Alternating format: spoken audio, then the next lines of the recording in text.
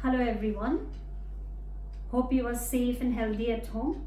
So I have planned a lesson for you from the book Flamingo. Hope you all have collected the book. As I told you, the two prescribed books for class 12 is Flamingo and Vistas.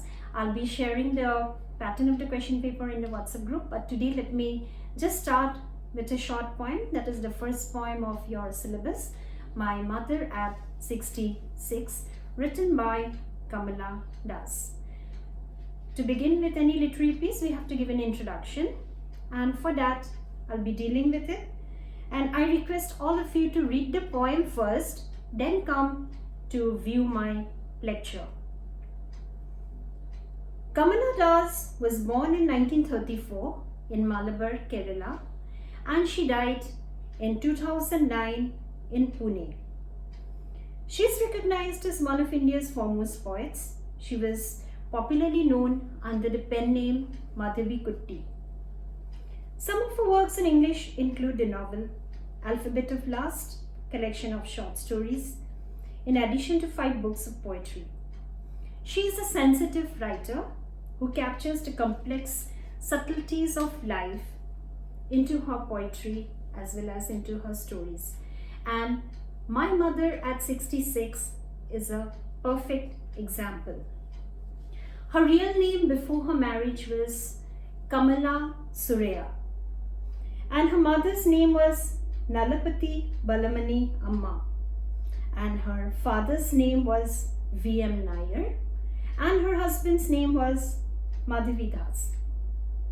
So this poem is about her mother, who was aging, and a realization on her part that her mother was aging and was inching close to death is all that you're going to find in this poem. Let me first read aloud the poem, and after that I will be giving you a detailed explanation of the poem. Driving from my parents' home to Cochin last Friday morning, I saw my mother beside me, doze, open-mouthed, her face ashen like that of a corpse, and realized with pain that she was as old as she looked. But soon put that thought away and looked out at young trees sprinting, the merry children spilling out of their homes. But after the airport's security check, standing a few yards away, I looked again at her, wan, pale as a late winter's moon, and felt that old familiar ache, my childhood's fear. But all I said was, "See you soon, Amma."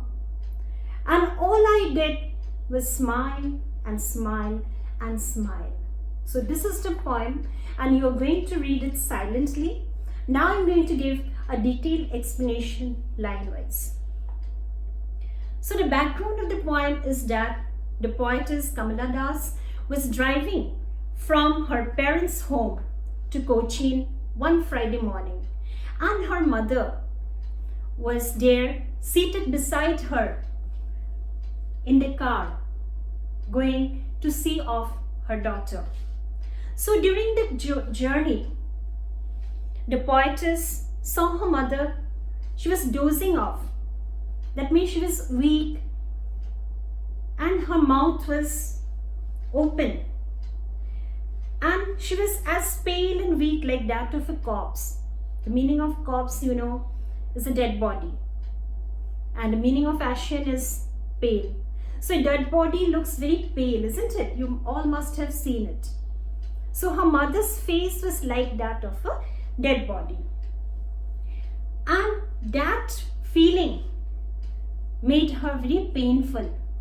And what she did, she felt that her mother was as old as she looked. She was how many years old? She was 65 years old. So she looked 65 in her appearance too. Why the poetess is making this reference? Why? Because in some cases what happens, a person looks 50 but he is actually 60. But the poetess means to say here that the poetess's mother looked exactly the same age as her appearance. Okay? When that thought came to her mind, she brushed that thought away. How did she brush that thought away? She kept that thought away by looking out of the vehicle at the trees. And the tree she is describing as young trees sprinting, the merry children spilling. The young trees as if the trees were running. Sprinting means running. In a moving vehicle, you must all be knowing, this is a scientific fact, that when you are in a moving vehicle, when you see trees going behind you, it seems as if they are running because you are in a moving vehicle. And the merry children, when you're on a moving vehicle, we see so many children on the roadside coming out of their homes to play. The children's work is to play, so they just spill out. And spill out means like running. They don't walk. I think you have observed small children. They don't walk. They just run out of their houses. They just spill out. But after the airport's security check, so they reach the airport and the mother is not allowed to see her off inside the aircraft, isn't it? So after the security check, she was standing just yards away. Then also the poetess Kamala Das, she realized that her face was wan pale. The mother's face was weak. Wan means weak, and pale, colorless, as a late winter's moon. She is comparing her mother's face then when she was standing a few yards away after the security check, and she is comparing her mother's pale and weak face to a late winter's moon. This is a simile here. The literary device used here is simile, as a late winter's moon. Why do you think late winter's moon? You know, in the winter, like the moon is very dull. We don't see it very bright, right? And when it is late night, it is even paler. So similar is the case of the mother here.